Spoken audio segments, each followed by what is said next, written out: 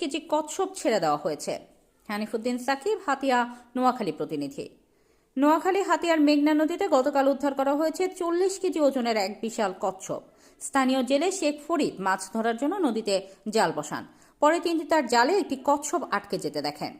বিশেষজ্ঞরা জানায় এই ধরনের কচ্ছপ সাধারণত মিষ্টি পানির নদীতে পাওয়া যায় না, তবে মেঘনা নদীর প্রাকৃতিক পরিবেশে এটি একটি গুরুত্বপূর্ণ জীববৈচিত্র্য হতে পারে। উদ্ধারের পর কচ্ছপটিকে বিশেষ যত্নে পুনরুদ্ধার করা হয় এবং কিছু সময় পর সেটি নদীতে নিরাপদে ছেড়ে দেওয়া হয়। স্থানীয় পরিবেশবিদরা এই পদক্ষেপকে স্বাগত জানিয়ে বলেছেন, এর মাধ্যমে নদীর বাস্তুতন্ত্রের ভারসাম্য রক্ষা হবে। এদিকে স্থানীয়রা কচ্ছপটিকে নদীতে ফিরে যাওয়ার দৃশ্য দেখার জন্য উপস্থিত হয়ে আনন্দিত হন এবং আশা করছেন কচ্ছপটি নিরাপদে তার বাসস্থানে ফিরে যাবে। গতকাল রাতে আমাদের আজমার খালে বিশাল আকৃতির একটা কচ্ছপ পাওয়া গেছে। আসলে কচ্ছপটি সর্বোচ্চ 40 কেজির মতো হবে, ওজন 1 মনের মতো হবে।